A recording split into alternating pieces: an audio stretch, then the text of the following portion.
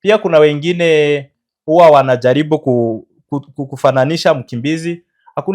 Kuna tofauti ya refugee na migrant, au ni watu tofauti. Refugee ni mtu tumesema anakuanga ametoka kwa nchi yake amekimbia kwa sababu ya vita, lakini pia kuna watu wengine wanajiita migrant, ni watu wenye wanakuanga wamehama kwa nchi yao kwa sababu ya economy, amekuja kwa nchi nyingine kutafuta kazi ama kufanya kazi. Wengi wao ndio unakutanga sana sana wenye hawajui kwa tofautisha, wanasema nyinyi wote ni makimbizi, lakini sio hivyo. Mkimbizi tumesema ni mtu mwenye amepitia kwa serikali, amepewa vitambulisho, amekubaliwa kukaa kama mkimbizi. Lakini huyo migrant, habari ya kushinda, tunawasalimu ambapo wenye wanatufuatilia katika mtandao yetu.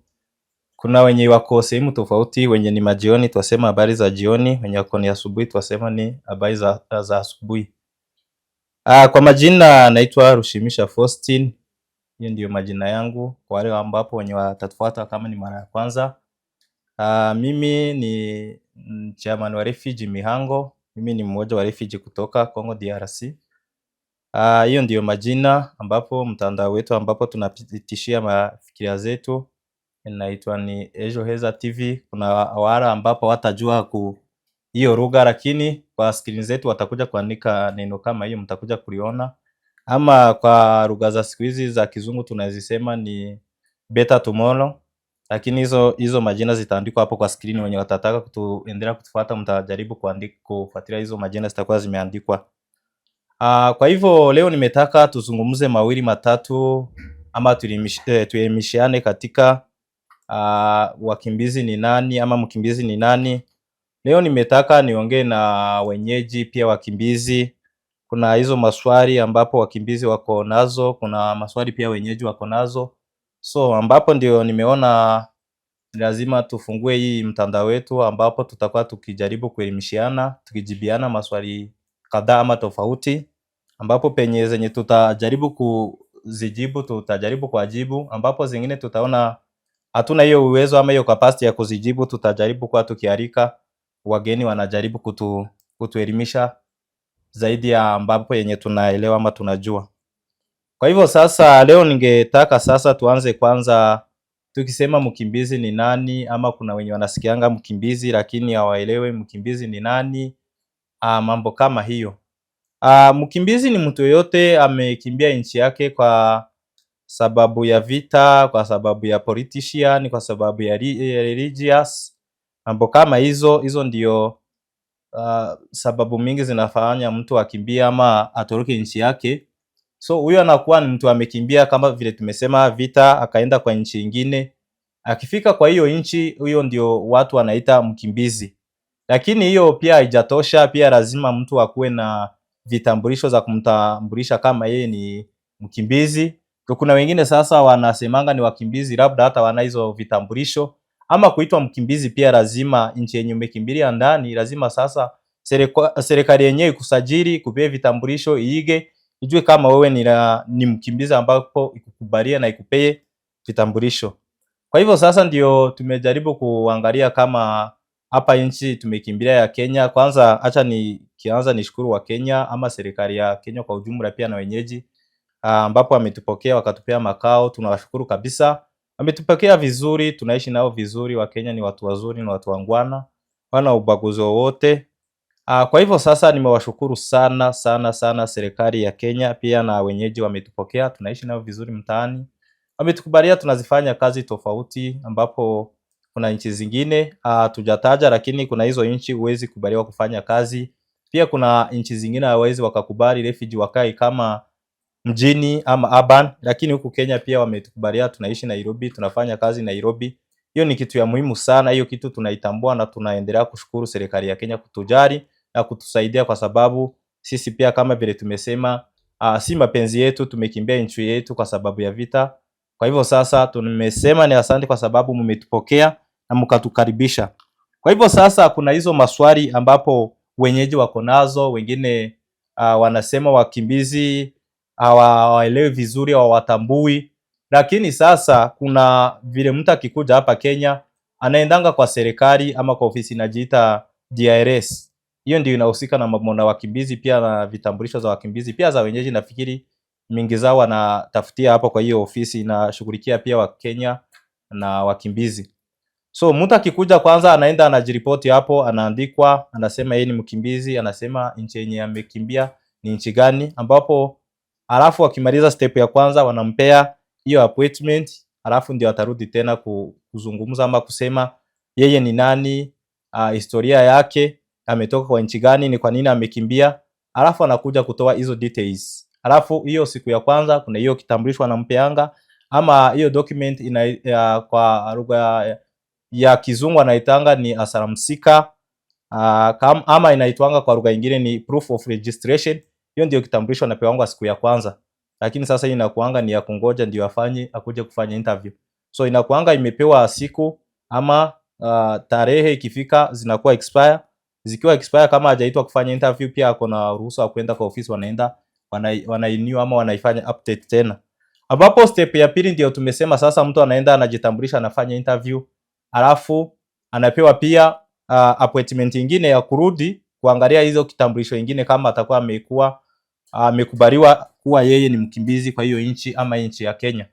Ambapo sasa hiyo kitambulisho nyingine ama ndio appointment nyingine anaenda anapewa, alafu anangojea kitambulisho nyingine tunaitanga ni letter of recognition, ama ni kitambulisho yenyewe watakuwa sasa wamemkubalia, wakimwambia sasa wewe tumekukubalia ama tumekutambua kama wewe ni refugee.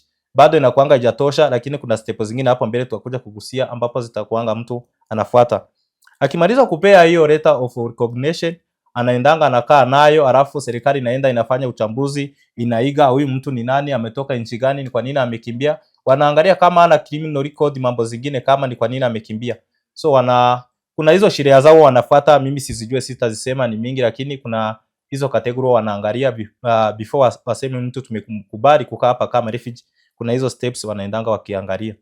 Alafu finally wakitoka hapo wakimkubalia, kuna kitambulisho kingine wanampeanga, saa zingine inaitwanga ni mandate kwa kilugha nyingine, ama sasa tuseme hiyo tu, hiyo letter recognition.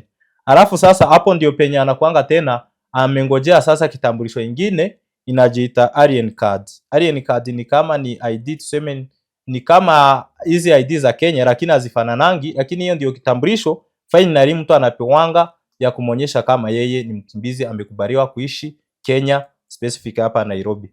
So ikifika anaendanga hiyo alien card anapewa, ikikisha kuwa imetoka anapewa, hiyo ndio kitambulisho wako nayo. Tutajaribu hata kuwaonesha hizo vitambulisho kwa screen zetu, mtakuja kuziona, tutajaribu kuzi-update hapo. Kwa hivyo sasa mtu akiwa amepata hiyo alien cards, pia inakuanga iko na wakati ikifika inakuwa expire, zinakuanga zimepewa miaka 5. Kwa hiyo miaka 5 wanakuwa wanangojea waone kama mtu mwenye amekimbia hiyo nchi yake na izirudi sawa. Ikiwa na amani anarudi katika nchi yake. Ikiwa bado ikifika wakati huo wa hiyo miaka 5 kama nchi haijapata amani, pia na lazima ataenda kwa ofisi waende kufanya renew ama wa update tena, wamuongezee masiku ndio aendelee kukaa hapa Nairobi. Kwa hivyo sasa hizo ni kama ndio step 3 watu wanapitia, ama step 4 tumesema. Ndio mtu akuje kufika hapo akubaliwe kama mkimbizi, lazima kuwe na hiyo kitambulisho yenye tumesema ni alien card, pia of letter of recognition pia iko sawa, inakuanga amekubaliwa hata kama bado hajafika final, lakini anakuanga ametambuliwa kama ni refugee, amekubaliwa kukaa katika nchi ya Kenya. Baada ya hayo sasa kuna vile wa Kenya wako wanazitambua hizo vitambulisho. Pia tutajaribu kuenda tukizigusia hapa, ni vitambulisho kama 5 ama 6. Lakini kila kitambulisho iko na step yake, ama penye umetoka, penye ukimaliza hii unaingia kwa hii, ukimaliza hii unaingia kwa hii. Labda leo hatutapata nafasi pa kuzitaja, lakini siku nyingine tutajaribu kuzitaja na tutaenda tukieleza kila kitambulisho inamaanisha nini. Kwa wenye wako wanajua watajaribu kuzichambua ama kuzifafanua, ndio mjaribu kuelewa sasa mkimbizi ni nani. Kwa mafupi, huyo ndio tulikuwa tumejaribu kusema kama ni mkimbizi. Pia kuna wengine huwa wanajaribu kufananisha mkimbizi. Kuna tofauti ya refugee na migrant, au ni watu tofauti. Refugee ni mtu tumesema anakuanga ametoka kwa nchi yake, amekimbia kwa sababu ya vita. Lakini pia kuna watu wengine wanajiita migrant, ni watu wenye wanakuanga amehama kwa nchi yao kwa sababu ya economy, amekuja kwa nchi nyingine kutafuta kazi ama kufanya kazi. Wengi wao ndio unakutanga sana sana wenye hawajui kwa tofautisha, wanasema nyinyi wote ni makimbizi, lakini sio hivyo. Mkimbizi tumesema ni mtu mwenye amepitia kwa serikali, amepewa vitambulisho, amekubaliwa kukaa kama mkimbizi. Lakini huyo migrant pia kuna process zake pia anafuatanga, ama kuna hizo na vitambulisho na kuanga nazo, lakini huyo si mkimbizi. Kwa hivyo sasa tungekuwa tunataka kujaribu kuelimisha Wakenya. Kwa hivyo sasa wakimbizi mkiwaona hapa Kenya sio ati wanakaa by illegally ama illegal, wako na hizo vitambulisho za kukubalia kukaa hapa Nairobi, wamepewa na serikali ya Kenya. Labda wengi wao wanafikiria ati tumekaa hapa kwa sababu hatuna vitambulisho ama tunakaa hapa by illegally, lakini sio hivyo. Tunakaa hapa ikijulikana na serikali ya Kenya, wametukubalia, wametupea vitambulisho pamoja na idara ya UNHCR wanafanya kazi pamoja. Kwa hivyo sasa mkiona wakimbizi wakikaa hapa Nairobi na mahali pengine tofauti, au ndio tumejaribu kuwa identify, wengine wako na vitambulisho kama hizo tumejaribu kutaja. Kwa hivyo sasa tulikuwa tunajaribu kuwaambia, kuelimisha, wako hapa wakikubaliwa na serikali ya Kenya, wako na vitambulisho. Lakini utakuta kuna mahali pengine wengine wanafikirianga watu wako hapa hawakubaliwi na serikali, wamekuja wamepitia chini ya maji kama vile wengi wao wanasema, lakini wengi wao ama tuseme refugee yote anakaa hapa Nairobi amekubaliwa na serikali ya Kenya na kuna vitambulisho.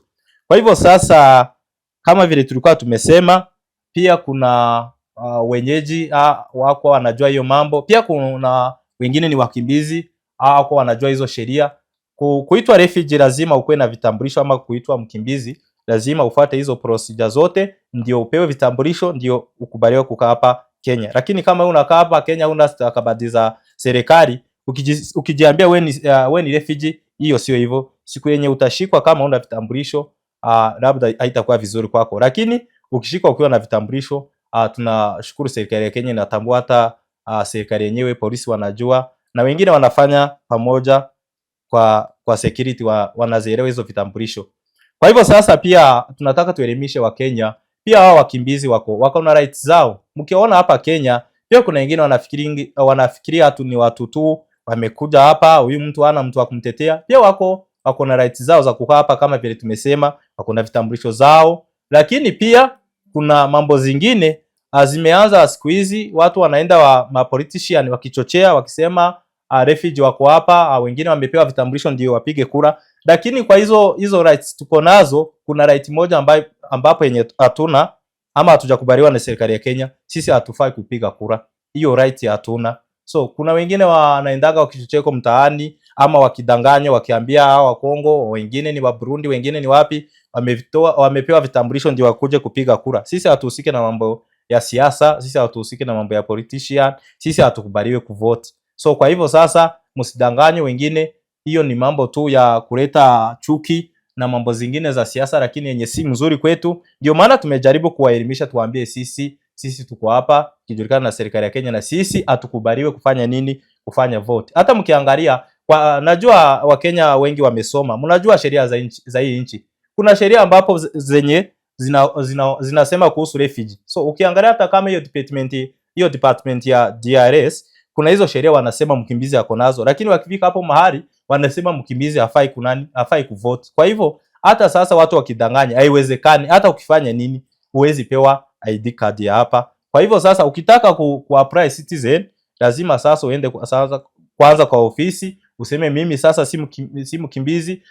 Kuna hiyo procedure pia wanafuatanga, wanatoa hiyo status yako ya kuwa refugee, ndio unaanza kufuata hizo mambo zingine za procedure kuwa wewe sasa umeapply citizenship. Kwa hivyo sasa acha niwaelimishe, niwaambie ukweli, wakimbizi hawana right ya kuvote. Kwa hivyo sasa mkiona hapa wengine wasidanganywe, mwanze kuwaweka kwa hiyo mambo ya politics ama wengine kwa siasa. Acha pia niwaambie pia hawa makimbizi wasikuwa wanaingia kwa mambo ya politics. Mambo ya politics si yetu. Sisi hatufai kufanya pia maandamano kama wananchi wanakubaliwa kufanya maandamano, lakini sisi hiyo mambo haituhusu. Mambo na politics sisi haturuhusiwe kufanya, ama mambo na siasa. Kwa hivyo kama kuna mtu mwenye kwa anajua, pia nimemuelimisha, hiyo mambo si yetu, hiyo mambo ni ya Wakenya. Kwa hivyo sasa ukishikwa kwa mambo kama hizo, we mwenyewe ndio utajisoti na utakuwa sasa umeharibu sheria za Kenya. Lakini sasa Wakenya pia tunajaribu kuambia sisi ni marefugee, sisi hatuna right ya kuvote. Kwa hivyo sasa hizo ni chuki na mambo zingine kama hizo.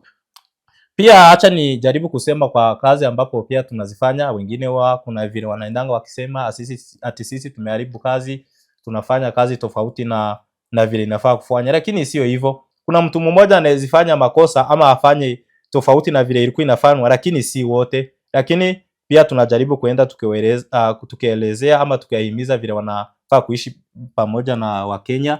Tunajaribu kufundisha Wakenya vile wanafaa kuishi pamoja na wakimbizi, pia tunaelimisha wakimbizi vile wanafaa kuishi pamoja na Wakenya tukifanya kazi pamoja. Kama vile tumesema, Wakenya watu wazuri, kijaribu kuexplain wanatuelewa. Lakini wengine sasa kuna hiyo mindset walikuwa nayo, wako wanajua mkimbizi ni nani, wako wanatambua mkimbizi ni nani, wako wanajua mkimbizi ako na rights za kukaa hapa, wako wanajua mkimbizi ako hapa kama anakubaliwa na serikali, kuna vitambulisho. Lakini sasa kuna watu wengine sasa, kama watu tumesema, wamekuja ni migrant, watu wengine wamekuja njia zingine hatuelewi. Lakini sasa hao watu wote usisema tu hao watu wote ni refugee, hapana. Mtu kuitwa refugee lazima akuwe na vitambulisho za serikali zenye zinamtambua kama ni refugee. Lakini mtu akikwambia ni refugee hana vitambulisho, huyo ni kukudanganya, huyo amekuja kwa njia zingine, huyo anafanya mambo tofauti na sheria ya serikali. Kwa hivyo sasa leo tulikuwa tunataka kujaribu kueleza kidogo kwa hiyo, lakini mengi yako mbele, tutaendelea kujadiliana na kuelimishiana kama vile tumesema, ambapo mara pengine tutakuwa tukialika, ambapo maofisa wanafanya kwa hizo idara za serikali watakuwa wakijaribu kuelezea wakimbizi ni akina nani, wako na sheria gani, wamekuja hapa kwa nini, watajaribu kuenda tukiwaelezea na kuelimisha. Kwa hivyo sasa tukimaliza, tunawaomba wale wenye watatufuata kama ni mara ya kwanza, pia tunaomba subscribe, share, comment. Hiyo kitu ni muhimu kwetu. Kwa hivyo sasa tutaendelea kuelimishiana, mambo zingine mtaendelea mkitufuatilia, lakini pia tunaomba hiyo support, mtusaidie, like, comment, share na mambo zingine. Alafu mengi yako mbele, tutaendelea kuelimishiana na kujuana mengi zaidi, lakini leo ningetaka tukomee hapo. Lakini amani ya Bwana iendelee kuwa pamoja nanyi, hata sisi. Mungu aendelee kutulinda. Kenya tunaiombea amani, tunaiombea hii serikali ya Kenya amani, alafu tufike mbele sisi wote, ikuwe ni mahali pazuri, na tunajua tutaendelea kufanya kazi pamoja. Wakenya ni watu wanaelewa, wanafanya kazi vizuri na tunawashukuru. Lakini tunaomba Mungu aibariki nchi ya Kenya na aibariki kila Mkenya mmoja, pia refugee na watu wengine tunaijalia ama tunaitakia amani ya Bwana. Acha tukomea hapo. Kwa majina ni Rushimisha Faustin, mimi ni chairman wa Refugee Mihango. YouTube channel yetu inaitwa Ejoheza TV Better Tomorrow. Hiyo mambo tutaandika kwa screen, mtajaribu kuziona. Tunaomba pia subscribe na mambo kama zingine hizo. Asanteni sana.